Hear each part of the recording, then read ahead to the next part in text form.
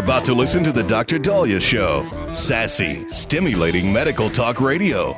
Any medical advice Dr. Dahlia Wax gives on her show should not be substituted for an actual visit to your medical provider. And now, here's Dr. Dahlia.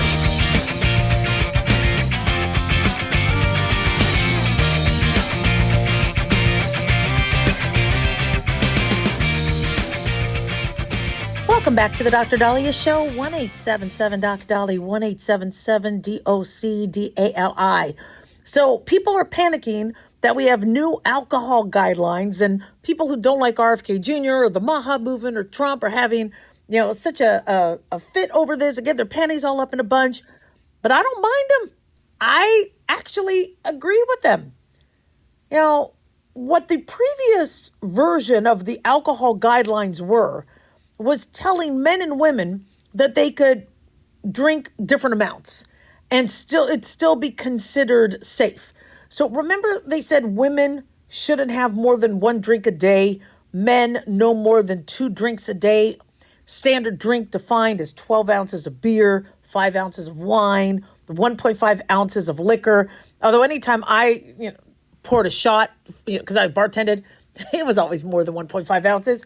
But because they're going to keep it going, make it be a little bit more liberal, please.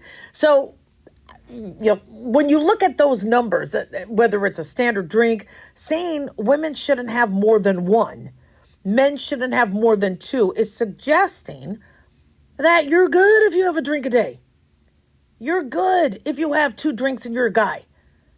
Yet throughout the years, and we've been discussing this on our show, the values that could put you under a DUI arrest could happen with as little as 1 drink for a woman or 2 drinks for a man.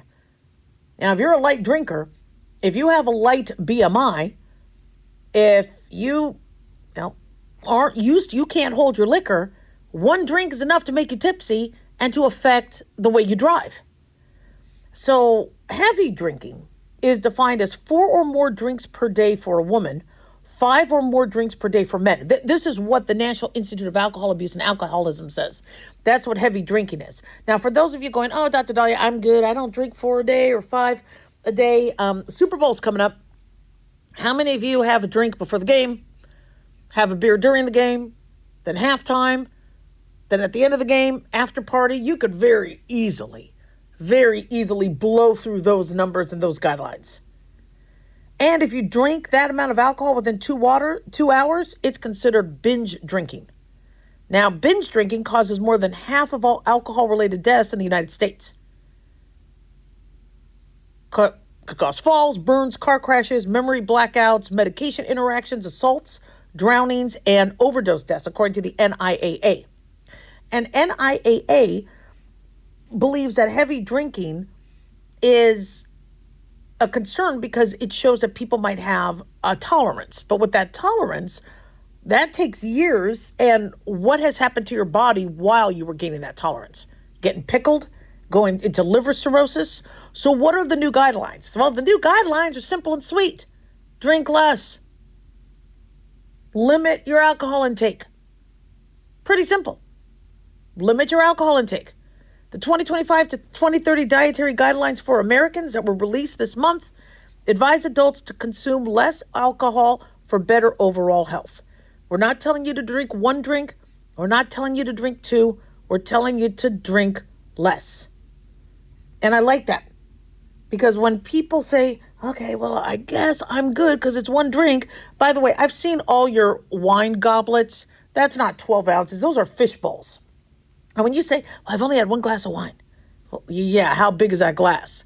Most likely, if you drink alcohol, you are over drinking the previous guidelines. Now, there's always somebody that says, but Dr. Dahlia, aren't we supposed to drink red wine for our health? Isn't red wine good for our health? So when are doctors going to recommend that? I asked that same question to a cardiologist. And I was at a meeting where the doctor was speaking about cholesterol. And I said, look, I have patients always asking me to prescribe them red wine. They say it's cheaper than the cholesterol medication. I don't do that. But where are cardiologists at as it pertains to red wine? Because in the 90s and the early 2000s, cardiologists were telling their patients, I want you to have some wine. Oh boy, were they happy. They would run home, tell the wife. The wife's like, what? Oh, hell no. And the husband, nope. He said I could have some wine. So let's start buying some bottles of wine. I need to drink my wine. Well, I don't think that went very well. And how I look at wine as it pertains to heart health is it's different strokes for different folks. For some people, like these centenarians in Italy, where they've always had a glass of wine with dinner and they're doing well, maybe for them it's worked. But for other individuals who are drinking and who are now, because of the alcohol, eating more or not sleeping well, or to me, I think there are more health side effects with alcohol than health benefits. If you want to have a healthy heart, eat vegetables, avoid fats, avoid sugars, exercise more, don't smoke, and cut back on alcohol because alcohol could also hurt the heart. But if you're drinking wine to help your heart, that really needs to be advised by your cardiologist. Your dentist can't tell you, your family doc, until anybody has really thoroughly investigated your heart, I wouldn't take that advice from anybody but a cardiologist. Unless, of course, a cardiologist told your family doc or dentist, yeah, they're good. But alcohol also increases your risk of cancer. So it's just not something that we've been able to recommend. So here we have the guidelines saying, yeah, no more than 1 drink for a woman, 2 drinks for men. It's implying that alcohol is okay. And we see how people react. We see what people do. They go, okay, well, look, this is my 1 drink. I'm still getting my 1 drink a day. No, you don't need the empty calories. You don't need the extra alcohol. You don't need the cancer risk. You don't need the heart risk. You don't need the inhibition of your sleep and your REM cycle. You don't need what it does to your teeth. You don't need what it does to your liver. Alcohol also affects your GI, increases reflux, affects the kidneys. Come on. So keep it simple.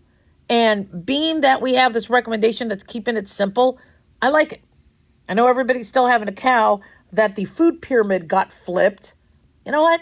Listen, I'd rather we reevaluate and make sure the advice we're giving you is smart advice than to just still push the same old mantra over and over and over again without it making a lot of sense. 1-877-Doc-Dolly. Don't go away.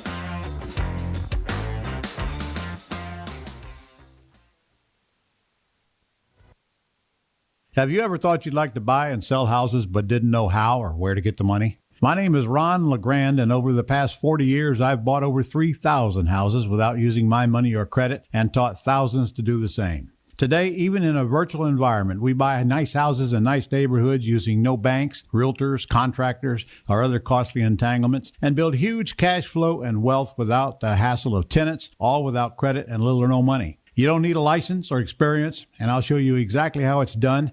Text FREE to 99-799, and I'll send you my free training. I promise you I'll change the way you think about real estate and open the door to a new lifestyle that doesn't involve risk or rehabs and can quickly replace your current income. Text FREE to 99-799 and let me show you how to take your life back and build cash flow and wealth from your home. That's FREE to 99-799. Again, FREE to 99-799. Dr. Dahlia here. Are you tired, burned out, gaining weight, succumbing to the daily pressures of life? Well, how's your dopamine doing? How you feel right now, how you'll feel an hour from now, and how you'll feel next week is completely reliant on your dopamine. Our daily motivation and willingness to push through challenges depends on the intricate chemical process dopamine provides. Christian Kalikas and I created Deploying Dopamine, a book that tells you what dopamine is, when it dysfunctions, and how to successfully deploy it when needed. Find Deploying Dopamine on Amazon today. Check it out. Carl Amari here to tell you about our newest website for old-time radio lovers. It's 100radioshows.com. At this site, there are 5 old-time radio shows waiting for you to download free as our gift to you, and be sure to browse the additional 700 old-time radio shows available to you for 70% off by using the promo code RADIO at checkout. This is a limited-time offer, so log on to 100radioshows.com. That's 100radioshows.com.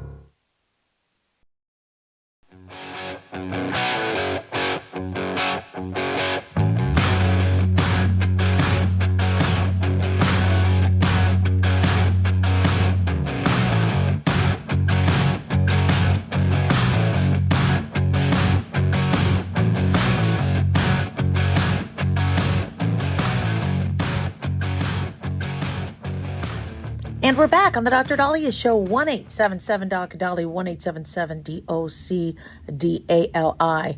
So one thing that I think is one of the coolest things ever to be done are these investment accounts for young children when they're born, what we're calling the Trump accounts, where every child born between now and the end of Trump's second presidency, it gets $1,000 in a retirement account that can grow, that can later be used for college, to start a business, for their retirement.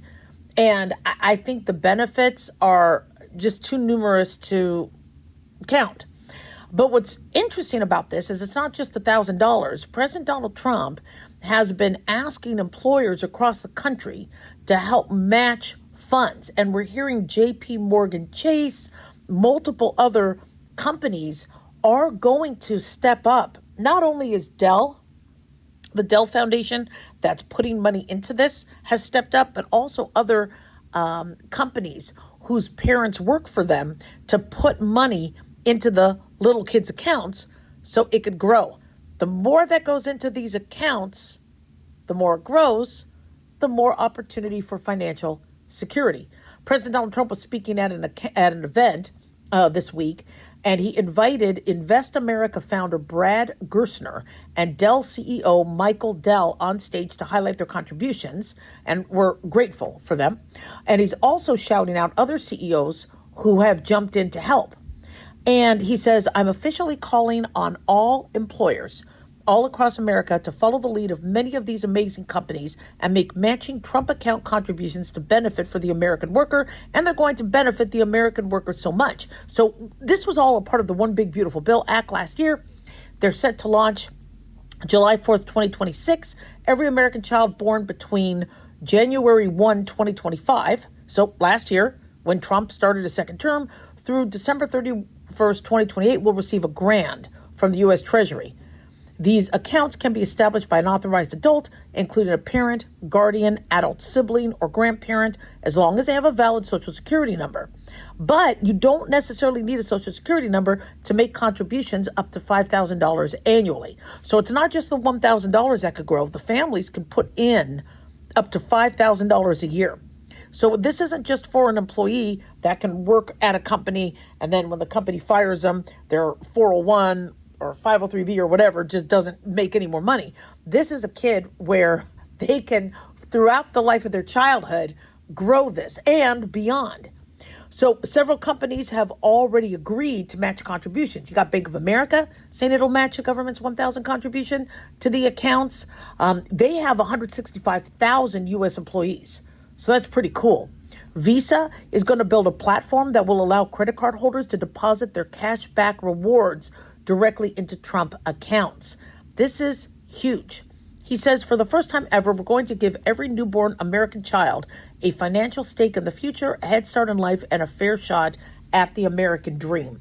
So one thing I noticed with my kids is because I was so busy working, I tried to teach them the value of money, told them to get jobs, told them they had to earn their keep, but when it came to the stock market, because I didn't have time, we didn't have extra money to invest. Everything went to paying staff and trying to keep the company afloat when Obamacare was just killing us small business owners, especially those with medical offices.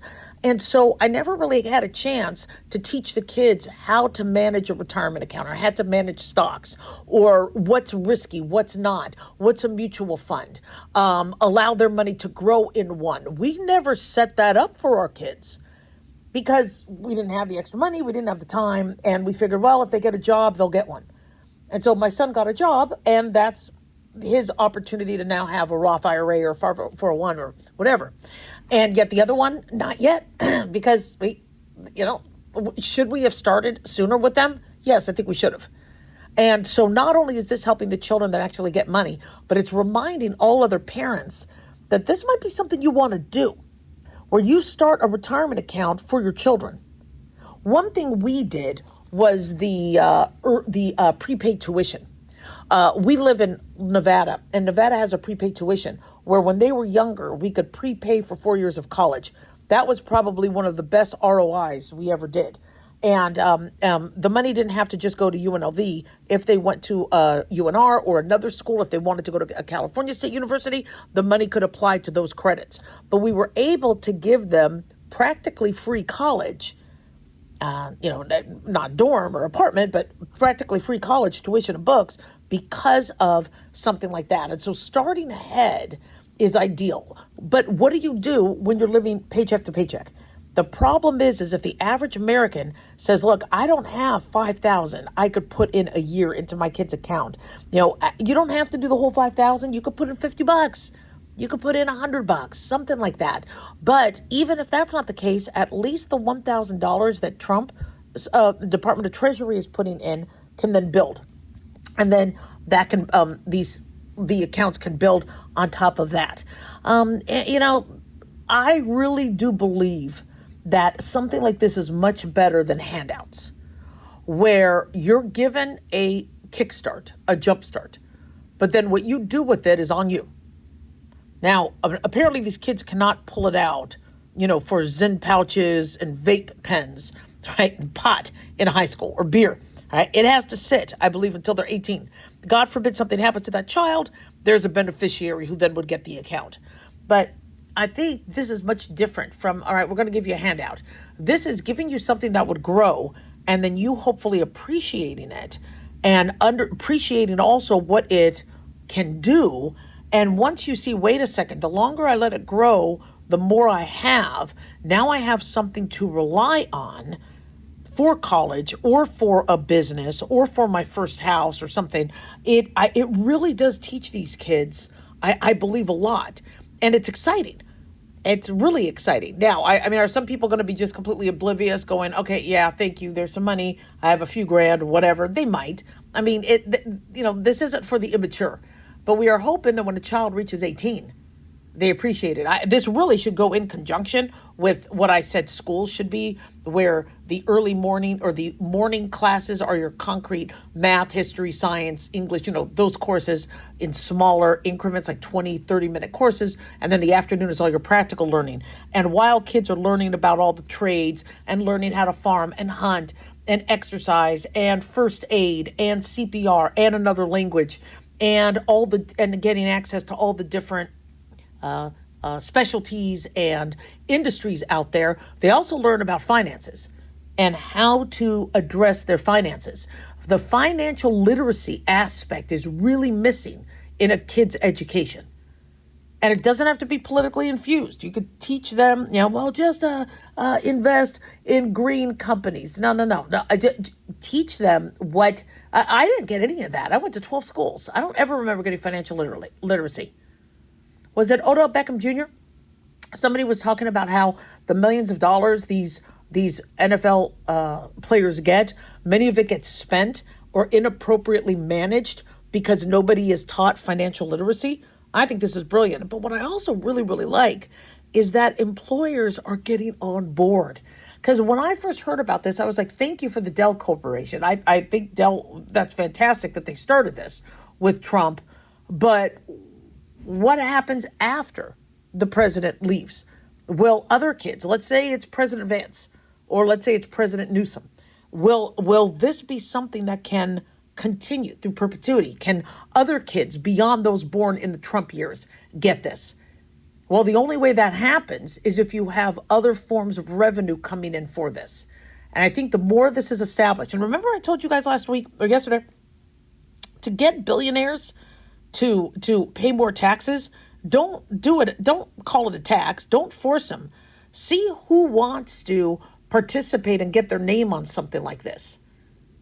Is it the Trump Bank of America account? Is it that, get some, get some Quan, get some, not notoriety, but get some credit for some of the things that you're doing. So I'm really, really happy that these companies are jumping on board. I think this could be huge. For parents, I hope they appreciate it. I hope they work with their kids on that. And I hope they are able to figure out ways where they could put money into this, because this could now help these kids for college. They could help them get a trade certificate, get a home, etc. So I think it's a great idea. Would love to hear from you. 1-877-Dr. Dolly, 1-877-DOCDALI. And for those of you who are thinking, but you know what, my kids aren't just born, they're not going to get to take advantage of it. I believe Trump and the Treasury is working on a system where even kids who are 5 or 6 years old currently can somehow benefit from this and get this as well. So I believe we're going to be hearing more about that in the works. But if not, if there's any way you could start an account, I think it's a great idea. 1-877-Dr. Dolly. Don't go away.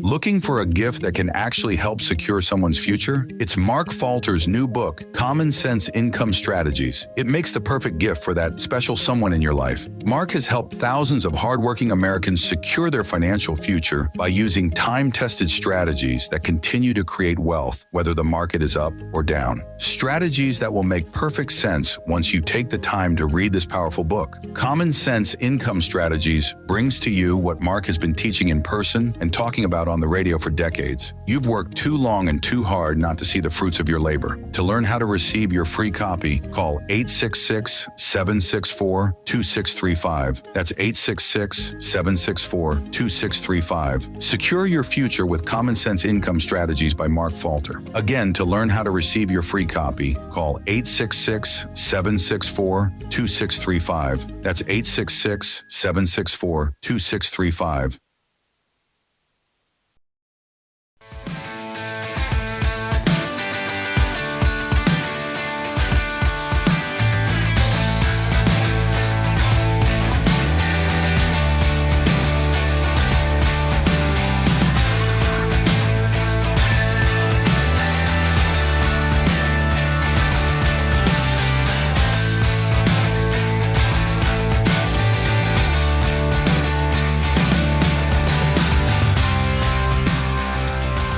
Welcome back to the Dr. Daliah Show, 1-877-Dr. Dolly, 1-877-DOCDALI. So many of you have heard of the term icing out.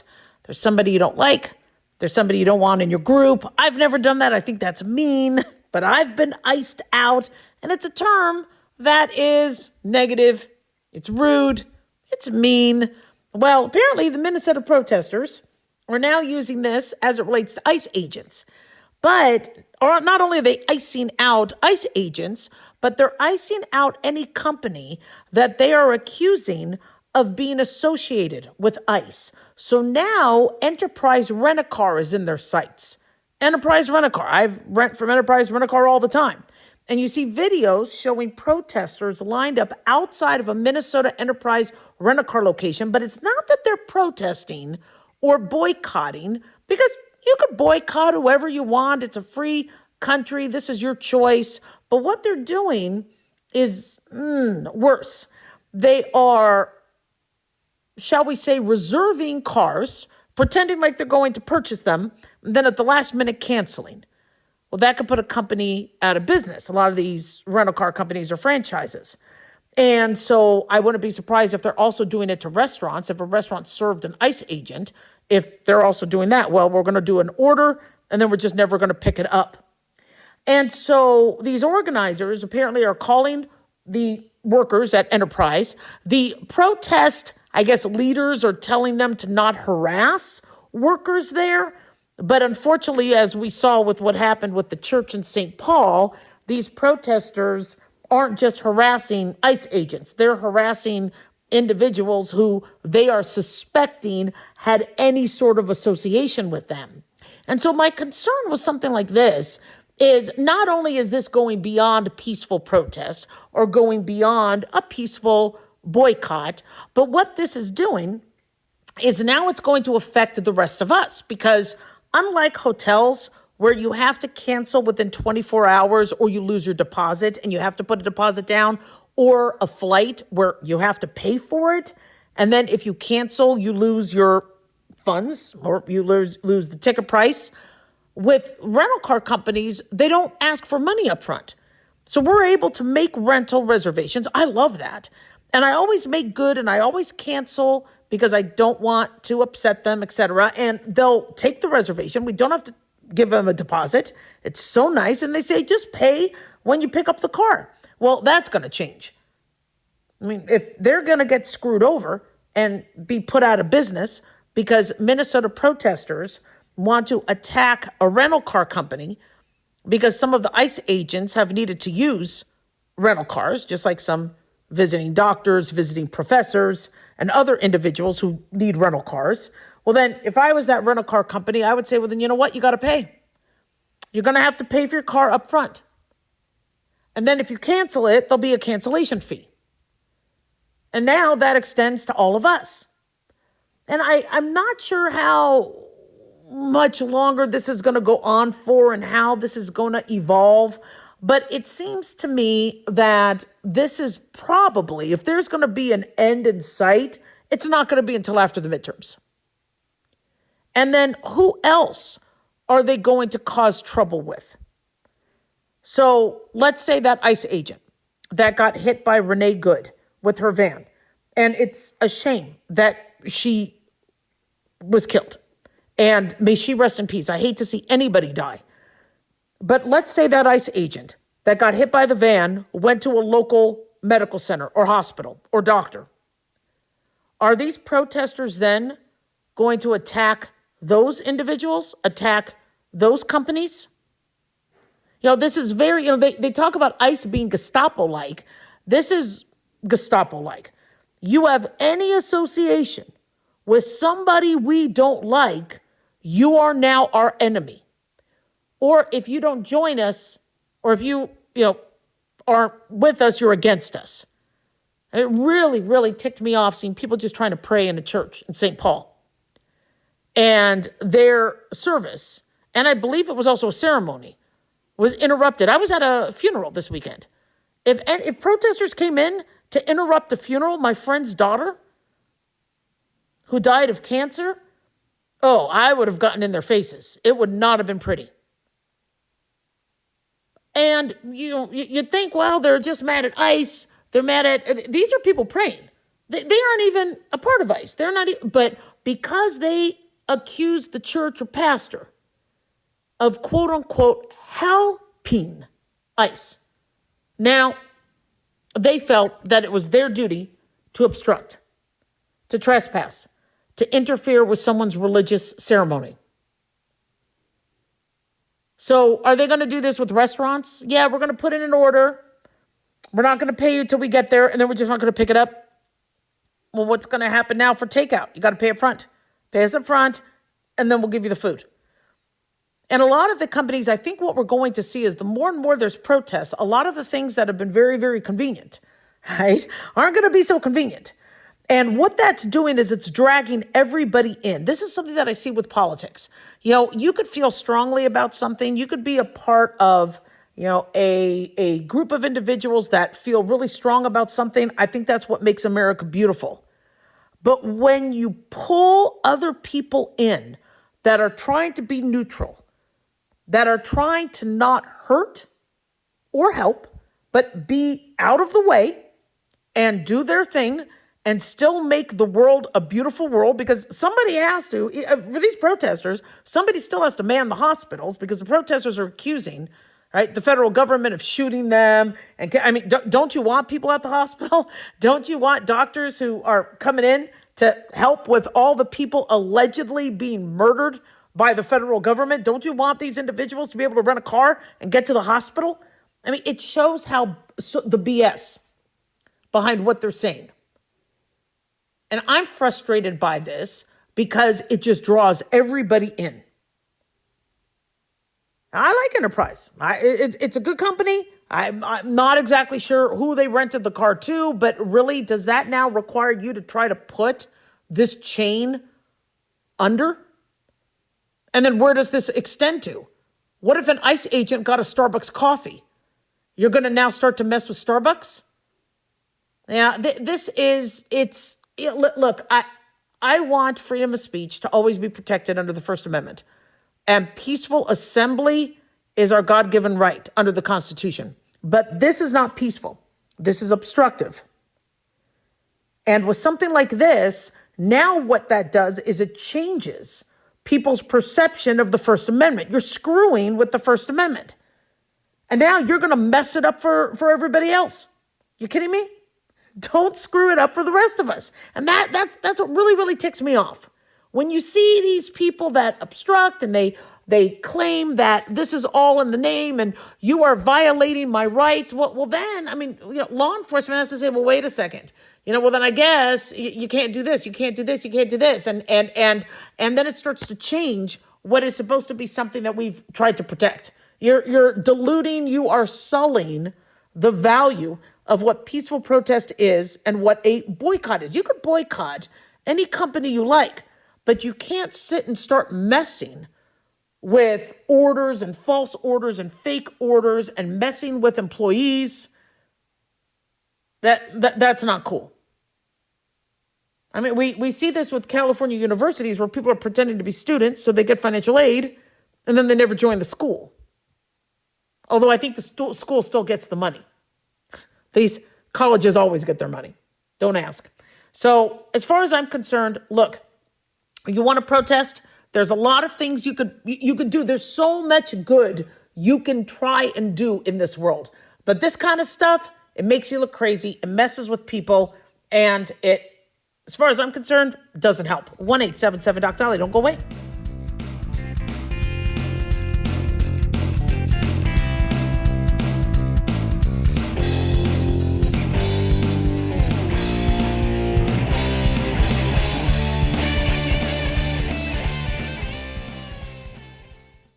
Hi guys, Dr. Dahlia here. Addictions can sneak up on us and come in many forms, whether it's drugs, alcohol, sex, video games, porn, or something less obvious such as food, internet, or shopping. Addiction can seem innocent at first and then evolve into an insurmountable evil. In our book, Addiction Basics, Caitlin Kalikas and I dive into the common addictions and provide tips for identifying and preventing these before they sneak in and take over our lives. Addiction Basics can be found on Amazon or my website, drdahlia.com. Check it out.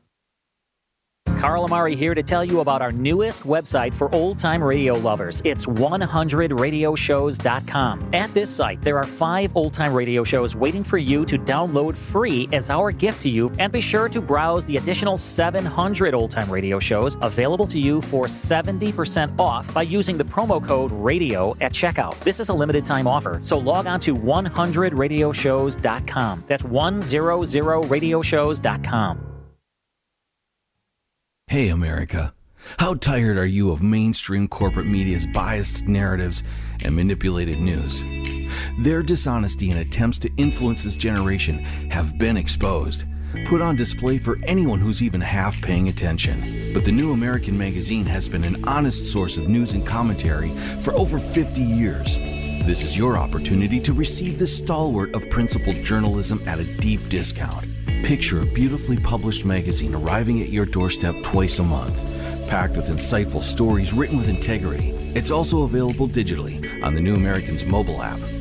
Get up to speed with intelligent coverage from a freedom perspective. Right now, for a limited time, the New American is available to radio listeners at a 25% discount on a new subscription. Visit thenewamerican.com/radio25 and receive 25% off. Subscribe today at thenewamerican.com/radio25.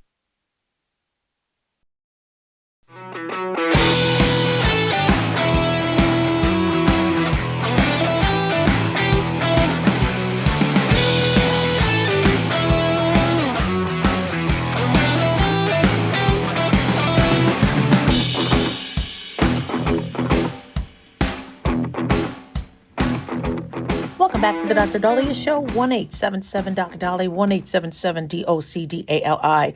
So we spoke about this nurse who worked for VCU, Virginia Commonwealth University Health.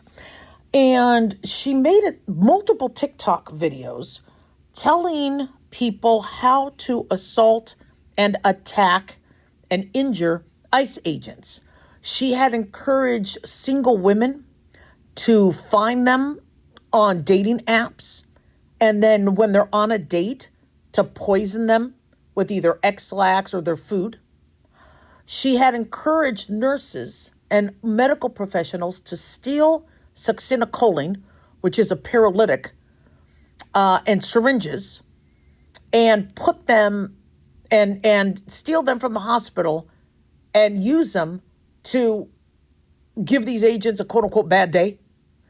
She also recommended to find poison ivy, mix it in water, put it in a spray gun to spray it onto the agents. This is a nurse. Her name is Melinda Rose Cook. She posted these multiple clips, and originally she was suspended by the hospital, Virginia Commonwealth University. Now the hospital said she has been fired, and she has been reported to local law enforcement. According to VCU staff, they said following an investigation, the individual involved in the social media videos is no longer employed by VCU Health. The hospital said in the statement, in addition, VCU Health has fulfilled its reporting requirements under Virginia state law. So urging medical providers to fill syringes with succinylcholine or saline to try and paralyze muscles. Saline wouldn't hurt, but succinylcholine could. Not to mention injecting somebody against their will. That's assault. Is the syringe clean? What was the saline? What is she talking about?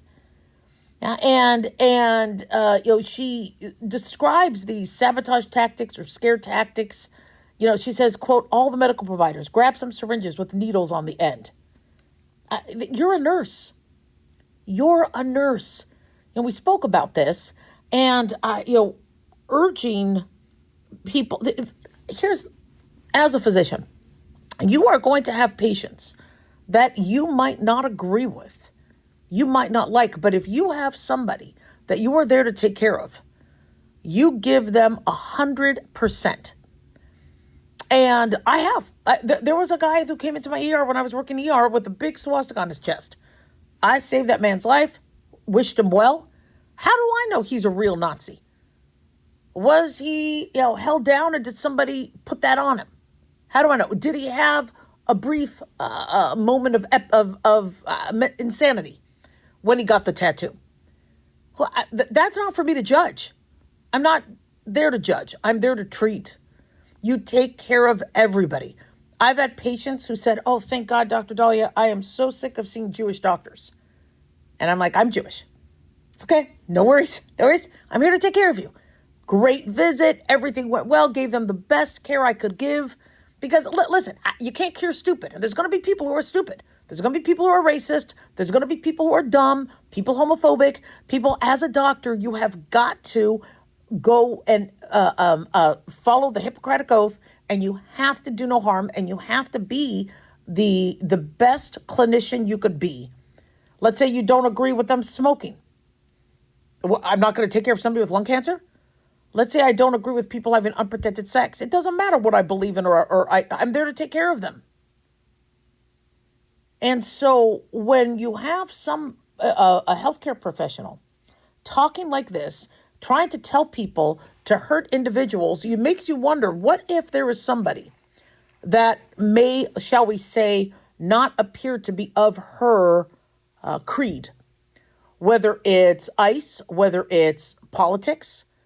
Let's say somebody has an American flag hat, or they have an American flag tattoo, or a bald eagle tattoo. She obviously has some huge biases. That makes people nervous. Patients don't want to think that there's somebody who would just love for you to get succinylcholine when you don't need it. And so what society is now really grappling with are these medical students, these nurses, these doctors that have political beliefs, and you have every right to have a political belief. This is America. But then translating that and projecting that onto a patient. Remember that doctor in, I don't know if it was Alabama or Tennessee, where it was a white doctor who put a sign up saying, if you don't get a COVID vaccine, or if you're not COVID vaccinated, we don't treat you in this office. Well, what that ended up doing is excluding many black individuals, because many black individuals did not get the COVID vaccine. They didn't trust the studies. They didn't feel that the 7.9% of the population group that were black in the study represented them, as I believe they're 12.5% of the population. After the Tuskegee experiment, you have many individuals who were, especially in Alabama, Mississippi, and Tennessee, going, no, No, I think I'm going to take my chances. I just don't trust the vaccine. So what did this doctor end up doing? He ended up excluding Black individuals from his clinic. We saw restaurants where you saw mostly white people in the restaurant because the restaurant said, if you didn't get a COVID vaccine, you don't come in. Come on. So no, you can't do that. I'm not going to discriminate against you whether you're vaccinated or not vaccinated. You're there for my help, and that's what I'm supposed to do. But people are taking politics so seriously. See, some people did in the past. I get that. But it never was this big a deal. Politics were, like the game. Hey, did you guys watch the game? Yeah. Did you guys hear the president's speech? Okay. Yeah. So what's going on in your life? Right now, it's just every time you talk to somebody, all it is about politics.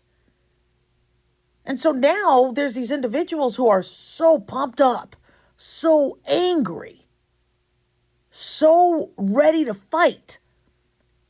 And you're thinking to yourself, boy, I better really keep my cards close to my chest here. That's not the way it's supposed to be.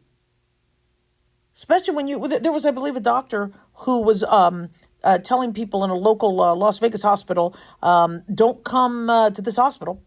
If you didn't get vaccinated, I'm not going to take care of you. So you're also not going to take care of somebody who forgot to use a condom? Are you also going to not take care of somebody who smoked? I mean, what else? What else is part of your belief system here? With medicine, you treat everybody. And you treat everybody equally with respect and with the best care you could give. So I am glad this woman got fired. I mean, that makes nurses look bad. When you think of a nurse, you think of a nurse who is completely oblivious to anything. A bad smell, a hairy armpit, urine. I mean, these nurses will jump in and be there for you in your most vulnerable state with a smile, with empathy, with warmth, and no judgment. So when these nurses want to get themselves social media cred by going, online and making all the, it's unfortunately, it's going to really, really hurt the medical profession, and it's going to hurt the nursing industry. So for those of you concerned about your nurse or doctor having certain beliefs that might cause them to want to be, assaulting you or murderous or etc. You shouldn't have to glean those people out, but unfortunately, you do need to be aware. And I mean, you could test them, by saying, "Look, it's been a crazy world out there." And if they just start going off, saying, "Oh, I can't stand this, I can't stand this, I can't," it's okay, let them air out. But if you sense that, guys, this person is really putting politics ahead of medicine, and you might want to find a different provider where that provider is like, "Look, I have my own opinions. That's what America's all about. But patients come first." 1-877-DOC-DALI, 1-877-DOC-DALI.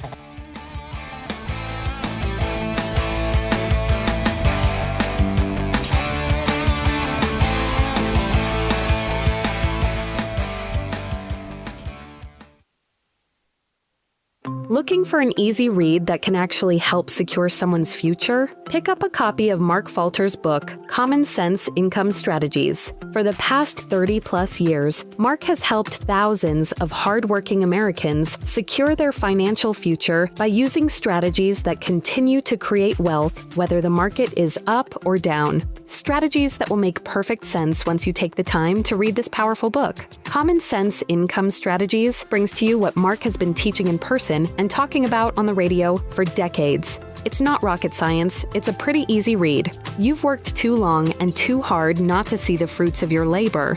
Common Sense Income Strategies is available now on Amazon or by calling 866-764-2635. That's 866-764-2635. Common Sense Income Strategies by Financial Fitness Show host Mark Falter. Secure your financial future today.